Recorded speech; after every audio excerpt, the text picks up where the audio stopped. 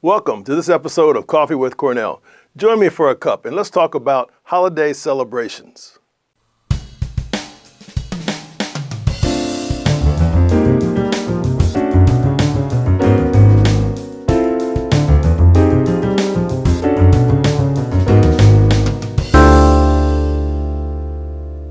This is the holiday season. Whether it's religious, cultural, or perhaps even just where you are in the world, this is a time for holiday celebrations and for recognition of us coming together. Celebrations tend to serve the purpose of having us come together with shared experiences and in order to continue traditions that perhaps have been started and continued for generations. Sometimes those are traditions that are just getting started because you had something you want to do different, or because it's something that's been in your family or perhaps even your culture or your location for many years. We celebrate those things that are important to us. Sometimes they're important to a group, an organization, sometimes just an individual accomplishment, a remembrance, or an event. So it can be with a group of people, or that celebration can be individually. Let me tell you a little bit more about how and where we celebrate.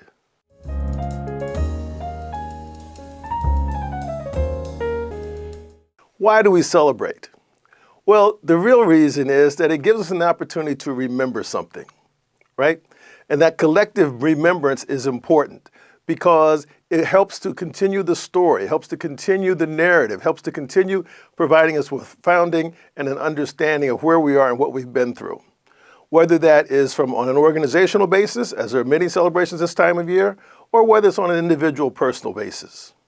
There also gives us an opportunity when we celebrate to share with one another. Whether you're sharing stories, sharing music, sharing events, sharing a cup of coffee, whatever it is, we're also tending to share that. And through that common sharing, that also builds a common bound.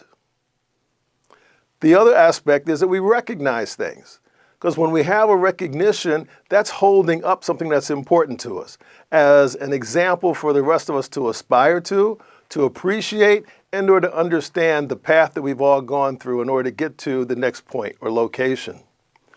We use holidays and celebrations in order to measure things. There used to be a point in time, think about Thanksgiving, that was a measurement of the year's work in order to bring about the harvest in that time of year, right?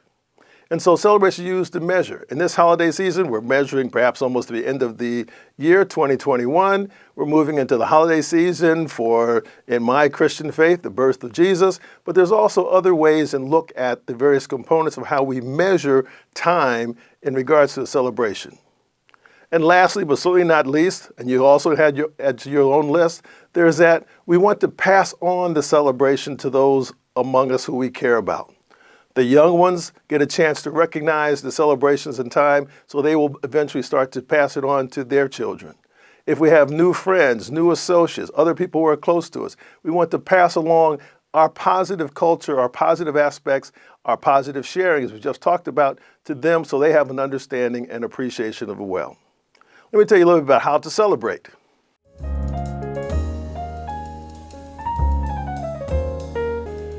As the old expression might go, how to celebrate? Let me count the ways.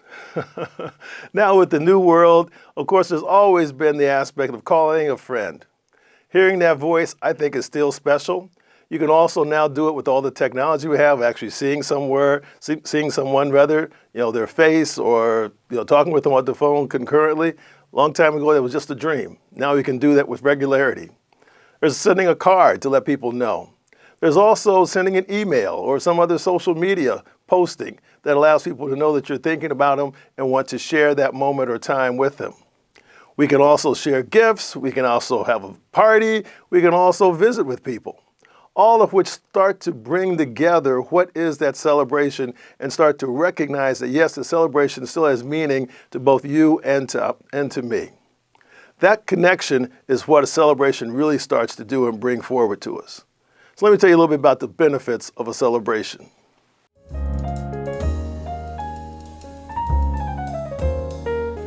The benefits of a celebration are numerous, whether professionally and or personally.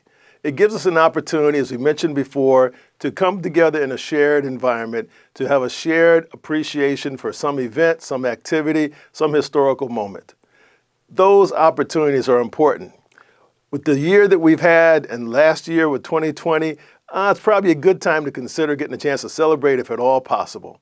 Whether it's over a telecommunications capability, you're seeing someone, sending them a card, or even having a party in person.